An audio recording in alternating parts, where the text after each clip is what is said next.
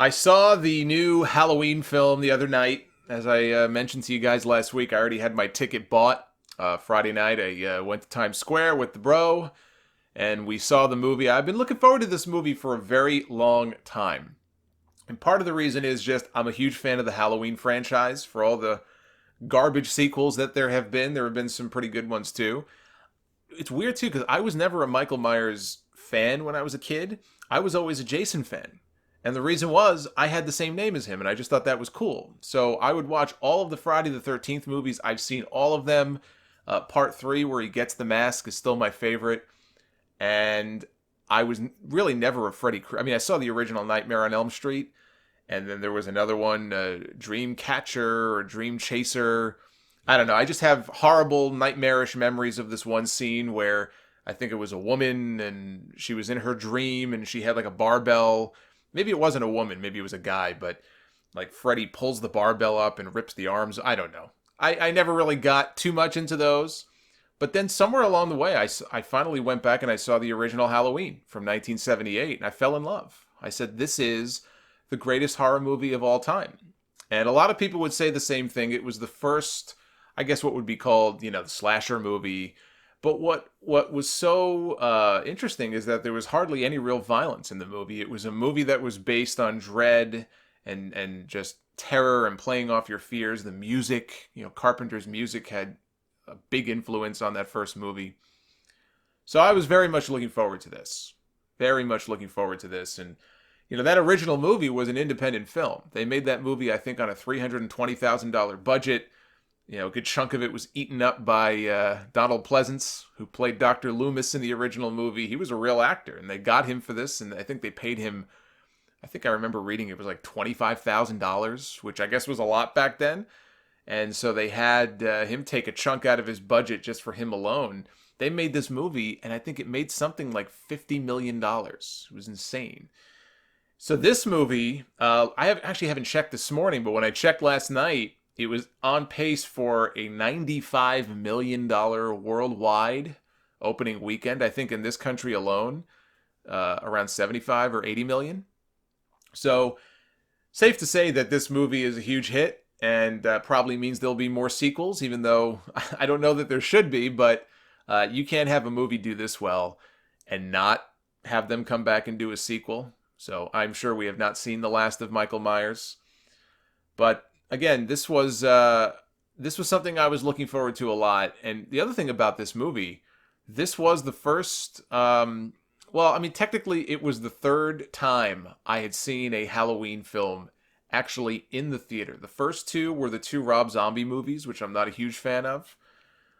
So technically I would consider this one, not following the zombie ones, to be the first real Halloween experience I've had in a theater. All the other ones I saw either on TV or DVD. And when I heard that Danny McBride was writing or was a co-writer on the project, I said, wait a minute, that can't be the same. That's not Kenny Powers. And sure enough, I look into it, and it is. It's Kenny Powers from Eastbound and Down, and I think he's on that Vice Principal show. But, he's a comedian. He's known for being in comedy roles on the other side of the camera, and here I read that he's writing or having a hand in writing the script for a Halloween movie. And I come to find out that he's a very big fan of the franchise, and so when I found out that the people responsible for writing and directing here were just really big Halloween fans, and they wanted to try to get back to the spirit of that original movie, it gave me hope.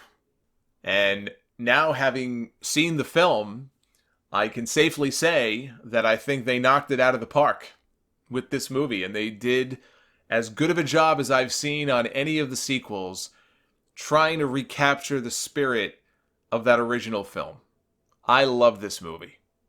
They included lots of little Easter eggs and hat tips to the original movie, and not just the original either, some of the other sequels too, but mostly to the original. So like from the opening credits of this movie, just the font and just the way it was shot, it looked kind of old school. But if you remember in the original Halloween, it was a picture of a pumpkin and it sort of melts, I think. This one, it's sort of the opposite effect, where the pumpkin is already sort of melted down and then it works its way back up into a solid state. But it's a callback to the credits from the original movie. There's a classroom scene in the movie. Laurie Strode, it's 40 years later, so she's a grandmother now. She's got at least one grandkid. And in this scene, instead of Laurie in the original was in a classroom and she looks out the window and she sees Michael, here it's her granddaughter. And sitting right in that same seat in the back of the classroom, and she looks out the window and she sees Laurie standing out there, not Michael. So that was a nice little callback. There was even the way that Michael, when they're transferring him from the sanitarium, I guess they're transferring him to a state facility, I believe. There's a bus accident, and that mirrors a scene from the beginning of the fourth movie. They were transferring him from one facility to the other, and he ended up escaping, and I assume it was done that way on purpose, but that was a callback to that scene from part 4. There's a great scene, maybe my favorite scene of the whole movie, towards the end, as they're building to the climax where Michael is fighting with Laurie, throws her out a window. And he looks out and sees her, laying on the ground. And when he comes back and he looks again, she's gone. And everybody in the theater cheered and clapped, because that was a callback to the I was going to say the finish, like it's a wrestling match. Call back to the ending of the original movie when we see Michael fall off the balcony. He's laying on the ground. Loomis goes over to take a look and admire his handiwork, and Michael is gone. And that's how the movie ends. And by the way, if you really think about it, had they never done another sequel to that movie, what a horrifying, perfect way to end that Halloween movie and the Halloween legacy. Just do the one movie, and to see this guy get shot 6 times, and to go and look down and see that he's missing, and then the creepy music plays, and then we never get another Halloween movie again after that. That would have been pretty creepy. But they couldn't help themselves, and so we end up with all these sequels. I'm grateful that we have all these sequels, but I do sometimes wonder, had they just left well enough alone, that would have been a fantastic way to just end the whole thing. So the disappearing act scene where they replicated that here only with Laurie as Michael this time was fun.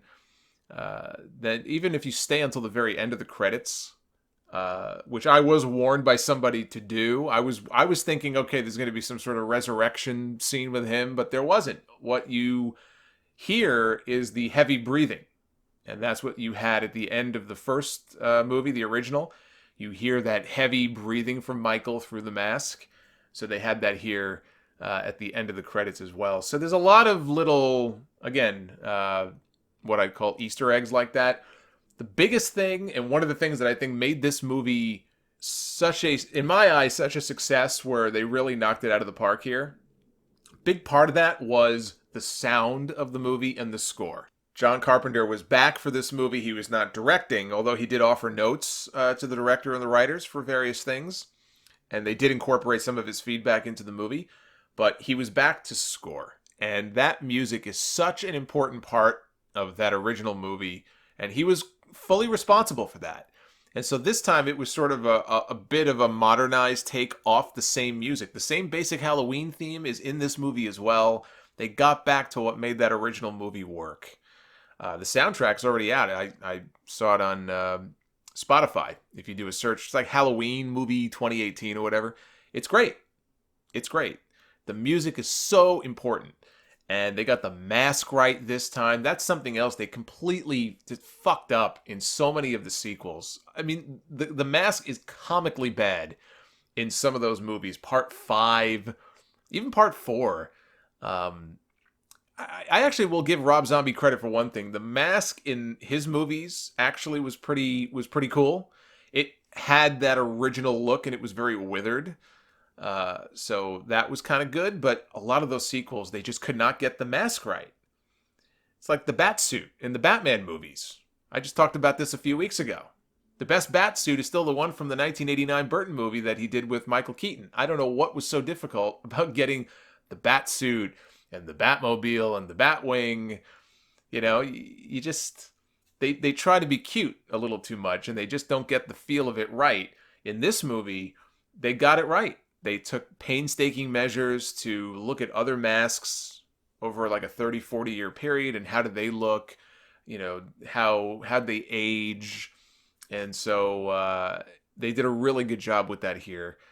There is a scene in this movie where they poke fun at the brother-sister connection, which was dropped from the storyline here with this film, because they are ignoring in this movie all of the sequels. So this movie is a direct sequel, albeit 40 years later, but it is a direct sequel to the original from 1978. They do not even acknowledge Part 2 from 1981. And it was in that movie that they introduced the little storyline plot twist of Michael and Laurie being related, being brother and sister. That was never intended to be part of the original movie. It was not in the original movie. They only introduced it in Part 2. So by dropping Part 2 and not acknowledging it, there is no acknowledgement of the two of them being brother and sister, but there's a scene where the granddaughter is walking along the street with her friends, and they go, "Oh, isn't Michael related to your grandmother?" And she's like, "No, that was just a rumor people started." And so they quickly acknowledged it and moved on. I agree that Michael's path of rage is better left unexplained. I've always said that. And the ending of this movie, I think a big part of it kind of makes sense. I don't know. I'm not saying this is why they decided not to adopt the storyline continuity from Part 2, because I know it isn't. But if you look at what they did at the end of this movie, you could see one of the reasons why they would want you to forget about what happened in Part 2. Because what happened in Part 2? Michael is basically he's set on fire and he's burned alive. We see the fire burning through the mask. Michael has never been really meant to be this supernatural figure. He's a human being, even in this movie. He's old now. He's 60 years old. We see him at the beginning of the movie in the sanitarium. His back is turned. We can kind of see the eye is all fucked up. If you remember from the end of the original when the mask got pulled off, he looked like a normal guy. His eye was all messed up because Laurie had stuck a coat hanger in his eyeball. But he's in his 60s now, gray hair. He's a human being. He's not a mythical creature like a Freddy Krueger or a Jason Voorhees, this hulking figure. He's this, he's like a toothpick, this guy. So anyway, at the end of that second movie back in 81, he's burned alive. And yet, we got plenty of Michael Myers sequels. Part 4, oh, he's still alive. He was badly burned, you see, but he was still somehow, he lived through it. Well, if you look at the ending of this movie, the 2018 version, the final scene where we see Michael, he's in the basement of the house and he gets presumably burned alive. So how can you acknowledge that Part 2 existed and we were supposed to believe that he was burned alive and he came back anyway? See, burned alive here, it's like, well, who cares? He survived it once. You couldn't really do that. But the real reason that they didn't want to acknowledge the second movie had to do with the brother-sister thing, and it was Danny McBride. It was his idea. They were going to acknowledge Part 2, and he spoke up and said, no, I don't think we should. And the reason that we shouldn't, and I agree with him 100%, is that it is much scarier when you don't know Michael's motivation for killing. If you acknowledge that they're brother and sister, well, then he's just killing to, kill off his bloodline. He's got to kill every member of his family. It's like, oh, all right, whatever. But it's scarier and more disturbing if it's just some random guy killing people and we have no idea why. It's never explained from the original movie when he was a 6-year-old boy and he killed his sister. It's never explained why he did what he did. He never spoke. He's been a mute ever since. And that to me makes it scarier. Now, I wanted to talk about this. So again, I love this movie, the way it was shot. The callbacks to the original, the music, the feel of the movie. Yes, one of the big differences is that the original film in 78, there was no blood, there was no gore, and the total number, like the kill count really wasn't even that high. This movie, the kill count is much higher. There is blood, lots of blood. Although it's not like a Rob Zombie movie by any means, but there is blood. There are some scenes where, he'll stomp on a person's face and their face basically explodes, and there's one really violent knife kill early in the movie where he goes into somebody's house and this woman pulls the shades down, has her back turned, and Michael just comes up behind her. I don't know, there was something about that one that just seemed really pretty, like, more brutal than the others to me. So I feel like these days it's almost unavoidable. I think at the level of a lot of the slasher movies you see these days, this was still pretty moderate. But yeah, you do have blood and some gore in this movie. But I wanted to talk just briefly about this. I waited until after I saw the movie, and then I wanted to see what other people thought. I read some reviews, and I saw some stuff on social media. And I saw that there was some criticism from people saying that this movie turned me off because the writers and the director, they clearly tried too hard to push a female agenda in the movie. Oh, they're SJWs, and they tried to push a female agenda in the movie by having 3 female survivors at the end, because Laurie, her daughter, and her granddaughter all survive. They are basically the sole survivors, at least of the main characters, at the end of this movie. I read this and I'm like, these people are just fishing for a reason to shit on this movie. Or it may just be a case of, these are guys when they were younger, couldn't get laid if they went to Hawaii. I'm looking at this and I'm like, did these people not see the original movie or the original sequel? Both of those movies feature the female lead surviving Michael Myers. Halloween was the first, I think. I mean, maybe, or one of the first, I guess. I can't say for sure if it was the first. I think it was. Movie of its kind. Horror movie, slasher movie, whatever. To have the woman as the surviving hero. Halloween did that. Not many other films did. I mean, for God's sakes, it was a woman who co-wrote the first film with John Carpenter. Deborah Hill co-wrote the original Halloween. She didn't want some sappy female lead. She wanted one that was strong. She wanted a strong female lead. I wouldn't say that Laurie Strode was tough the way that Sarah Connor was strong in the Terminator series, but she wanted a strong female lead.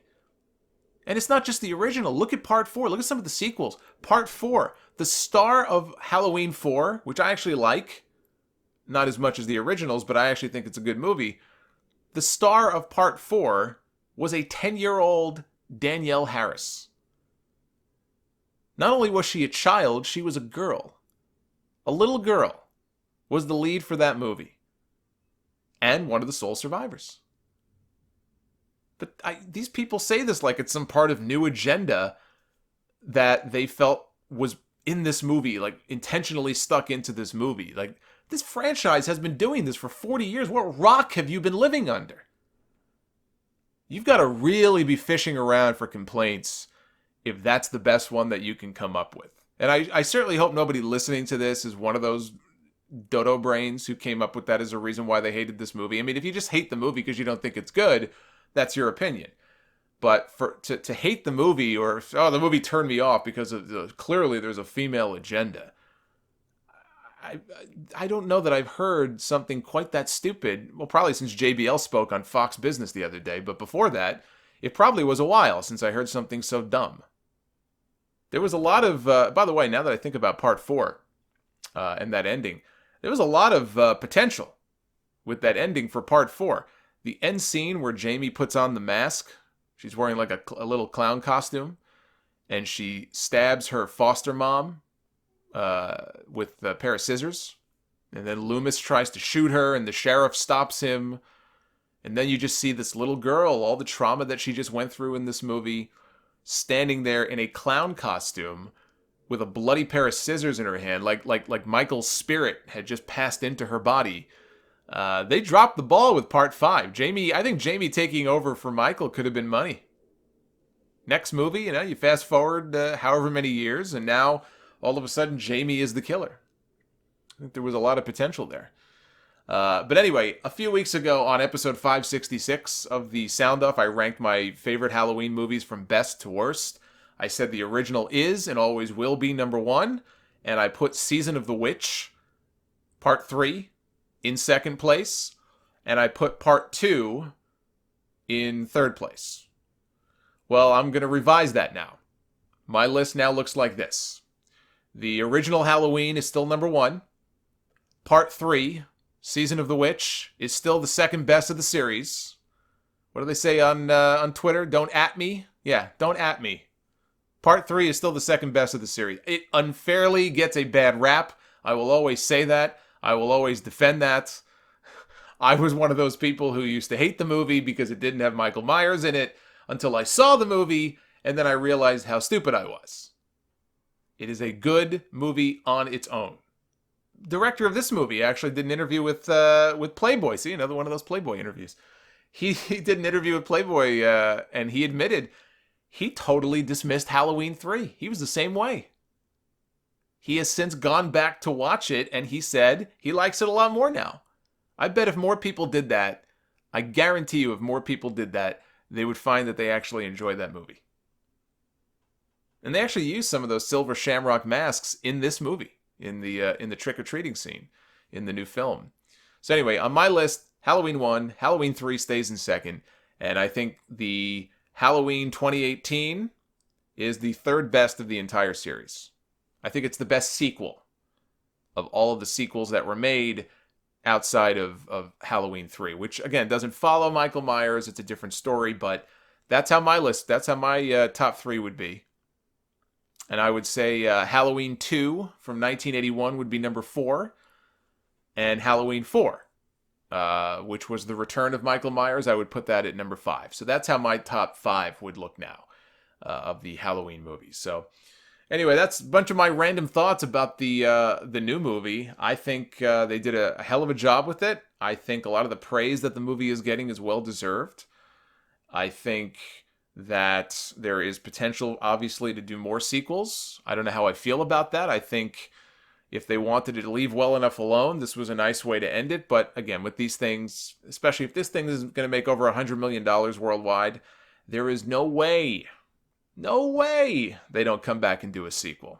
And my only hope then is that maybe they get the same people to write it and they could try to be as faithful to the original source material and the way that it was shot, and try to, again, recapture that vibe, or maybe just come up with a completely unique new twist on things. I said before, there was potential in having Jamie, after part 4, become almost like the new Michael.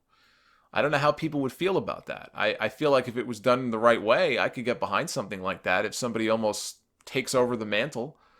But I could see where some people might not like that. But if you're on the fence about it, don't be. Go see this movie. I would actually consider seeing it a second time.